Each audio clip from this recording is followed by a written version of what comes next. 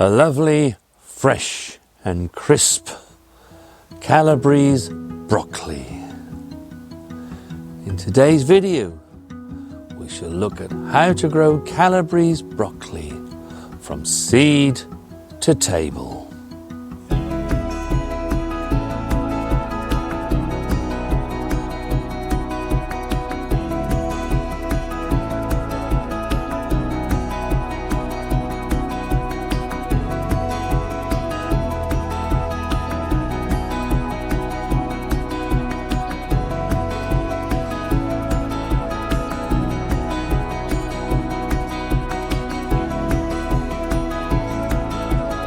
Hello and welcome to the Newdig Norfolk Gardener channel, where we grow our vegetables in our garden here in the fine county of Norfolk, midway between the fine city of Norwich and the coastal town of Great Yarmouth. We garden and grow our vegetables in zone 9A. Calabrese broccoli require a sunny and unshaded site. They do like the sunshine. And for best results, you want to sow little and often. Sowing can begin from February all the way until the end of June, when you will get your last harvests, as we're looking at now, in mid to late November. It's mid-February and I'm about to sow some Calabrese broccoli seeds. I've filled a module tray with fresh compost and I'm aiming for 2 seeds per cell. This improves germination rate. If 1 germinates, happy days. If 2 germinate, then just thin to the strongest seedling. Cover with compost, but we like to use vermiculite because compost is prone to form a crust between watering and won't absorb the water. Some 4 weeks after sowing, your young plants will be ready to transplant to their final growing positions. It will have its first true leaves. Spacing needs to be 18 inches by 18 inches. The more space you allow, the bigger the heads. Make a hole in the soil the approximate size of the seedling plug and plant up to the base of the first set of true leaves.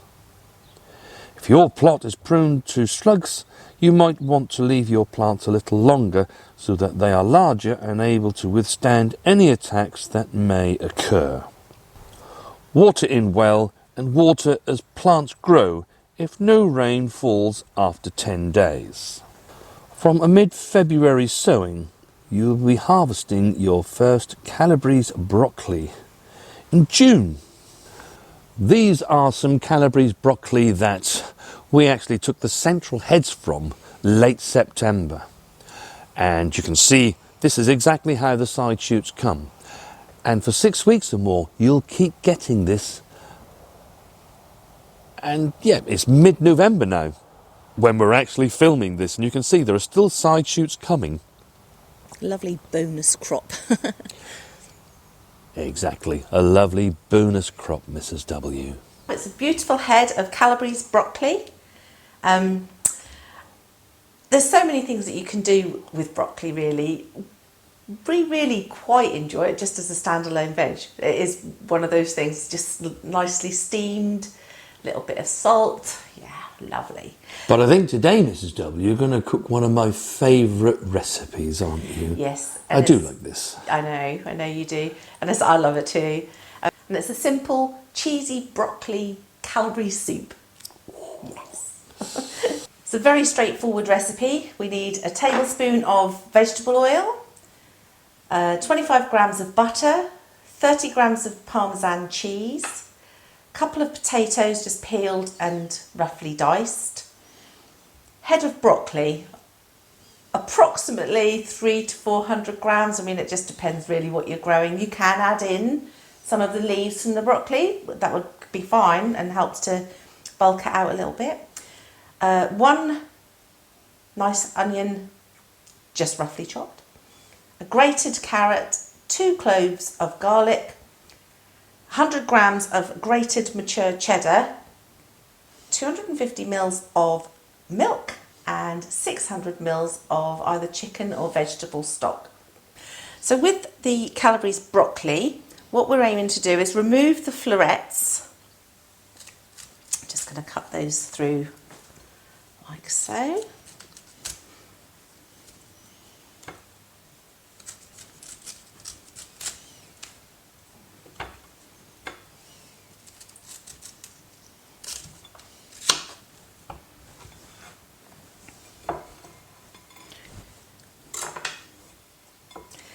And then we're just going to break them into smaller pieces.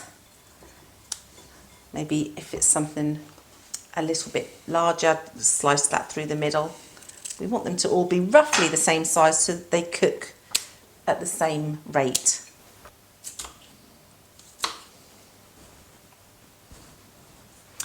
And then with the stalk, we need to quite finely chop that up. So we're going to use all of it. We're not leaving any bits out. That's not going to be discarded. It's a nice soft, tender stem as well, being our own homegrown Calabrese.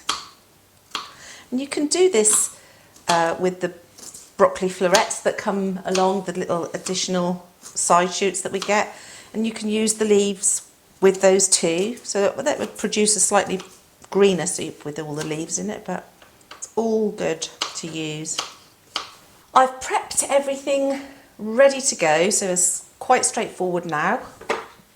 I've roughly chopped the onions, I've peeled and roughly chopped the potatoes, grated the carrot. That's one of our Eskimo carrots, isn't it? It is. Very vibrant orange, it's beautiful. Yeah. We got a little bit more to say about that because we grew those in our veg raised bed, Yes, didn't we? And yeah. No carrot root by there. no. It's really good. No. Actually, isn't it just amazing that the onion came from our garden, it's in store. Yes. Potatoes that we have in storage. Calabrese broccoli has been picked fresh from the garden. The carrots. Garlic, I forgot to mention the garlic. I've just minced the garlic. 2 cloves of garlic, so yeah. And it's our own homemade chicken stock as well. Yeah, just amazing just how much has come from the Newdig Norfolk garden. So I've got a large saucepan here on the heat, and I'm going to add my tablespoon of vegetable oil and the 25 grams of butter. I'm just going to melt the butter in the bottom there. So the butter is melted into the oil, and I'm just going to simply tip in the chopped onion. And we just want to gently cook this for 3 to 4 minutes. We don't want it to brown. We just want it to gently soften.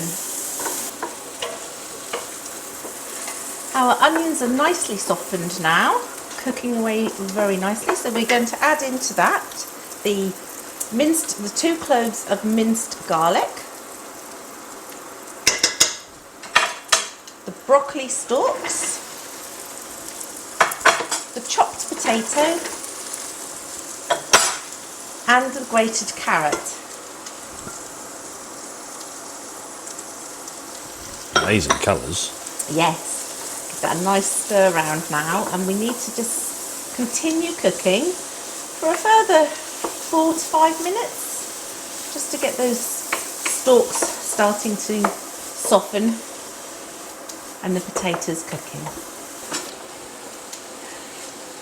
As you can see, everything's starting to soften quite nicely. The potatoes are in there not for that flavour, it's actually there as a thickening agent as you continue making the soup. You can do it, you can thicken it without potato and use some plain flour, but I quite like the idea of the potato thickening it. So these vegetables have now had 4 to 5 minutes more simmering along, and I'm going to add in now the 600 mils of, in this case it's chicken stock, but you could use vegetable stock too. And now we're going to simmer this for 20 minutes until the Calabrese stalks are soft and the potato is cooked. It must be the best time of year, mustn't it, Poppy, hey? Mrs. W is cooking lovely food for us.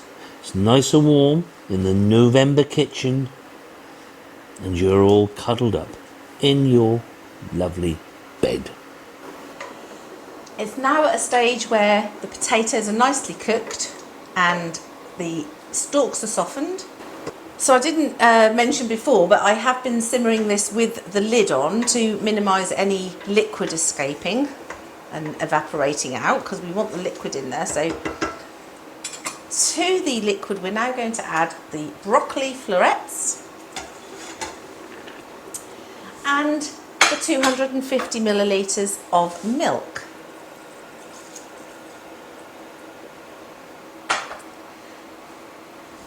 To this I'm going to put some pepper in. I'm not going to add salt at this stage because we're going to be adding cheddar and Parmesan cheese, and Parmesan especially is a very salty cheese, so I'm just going to put pepper in. But you just add your seasoning to taste. Give that a nice stir round. I'm probably just going to turn that back up again, because adding all that cold broccoli will actually bring the temperature down. So bring the temperature back up, bring it back up to a boil, and then turn it back down to a gentle simmer until the florets are cooked.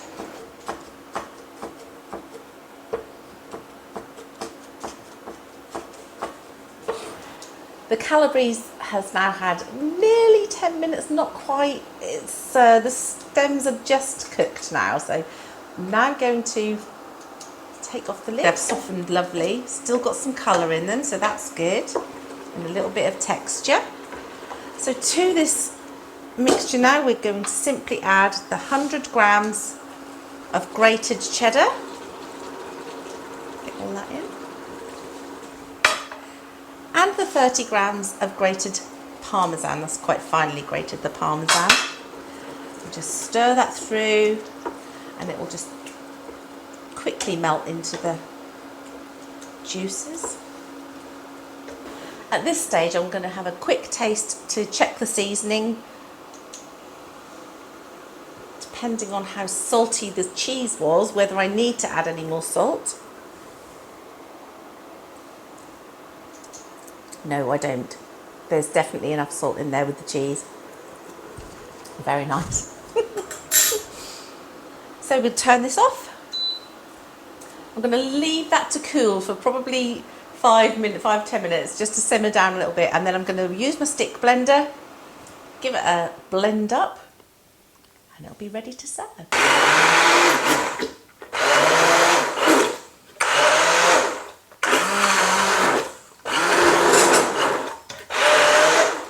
Look at the colours coming out now. I know, it's turning green.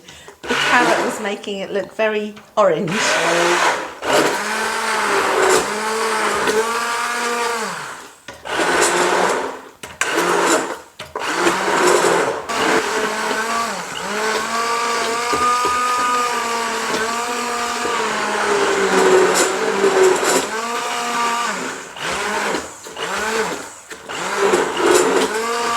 I've whizzed this up lovely, and it's turned into a very nice smooth soup with the stick blender. Now if you don't have a stick blender, the vegetables in here will be quite soft enough for you to use a vegetable potato masher and do it like that, or indeed just serve it with the vegetables whole. That's fine. The flavour is all there, whichever way you decide to serve it. So there's enough here for 4 generous portions. And that's mine, Mrs. W. That's yours. I'm just going to sprinkle that with a little bit of freshly chopped parsley. I do like my parsley, it's lovely. And I would serve this with either a crusty bread. In this case, I'm serving it with a sourdough bread, which we both absolutely love sourdough. Mr. W makes all of our own bread, really. Occasionally we buy a loaf, but most of the time Mr. W makes our own bread. And he's never before made sourdough, so he is thinking about going on a sourdough journey.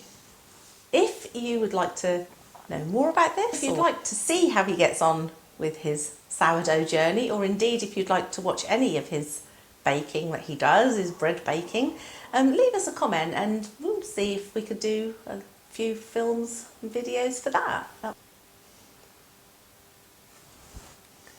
Here we go.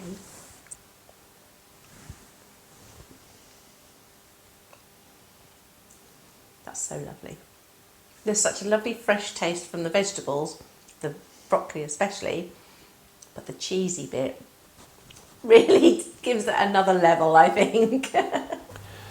If your plot is known to have cabbage root fly, or you spot it on your plot, the easiest way to deal with that is when you plant brassicas, is to put some brassica collars around them. They just go around the stem and they're about 6 inches in circumference. They just stop the fly laying its eggs for its maggots to then to be able to eat the roots of your plants. Of course, you can see around here that myself and Mrs. W, our brassicas are actually covered with insect netting. Two reasons for that. One is the pigeons. At this time of the year they become very hungry, and there's nothing they like better than to pick at your brassicas. In the summer months it doesn't change either. If you can see pigeons floating around, even better than these ones now are very young brassicas. They will absolutely devour them. And the second thing is the cabbage white butterfly. If they're not covered, they will lay their eggs on your plants, and then when the caterpillars emerge, they will simply eat every piece of greenery that your brassicas have. Thus, the plants will die. If you prefer not to cover, you will need to check your plants every other day. And if you see the telltale signs of the little yellow eggs, you can squash them between your thumb and forefinger so that they can't then go on to make the caterpillars. It's actually the caterpillars that do the damage once they hatch.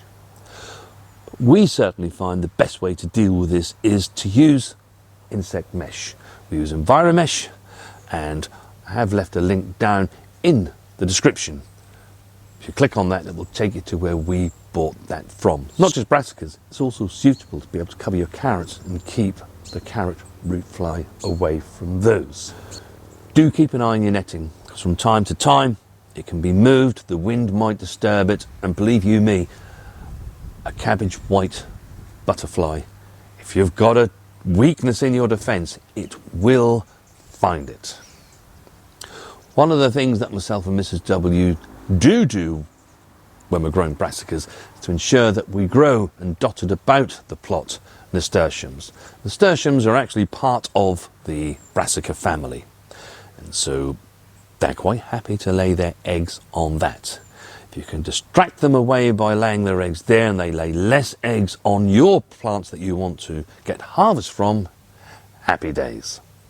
But by far the most serious disease that your brassicas can get is clubroot.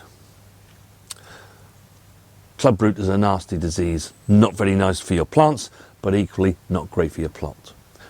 If you actually get clubroot on your plot, you will not be able to grow brassicas there for at least 7 or 8 years. It will remain in the soil and attack any brassica plant that you actually put into the ground. The easiest way to deal with this is to ensure that you actually raise your own seedlings, because you know what they've been grown in, you know where they've come from, and you know that they will be free of that awful disease.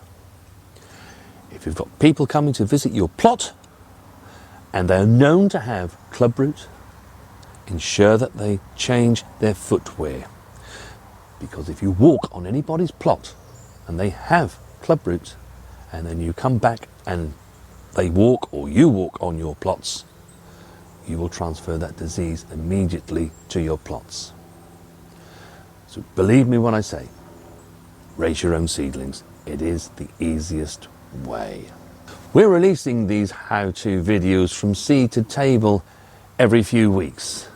So if you like these, then don't forget to hit that subscribe button. And if you haven't yet caught up with the others in the series, then watch this playlist coming up next. Have a great gardening week. We shall see you on the next one.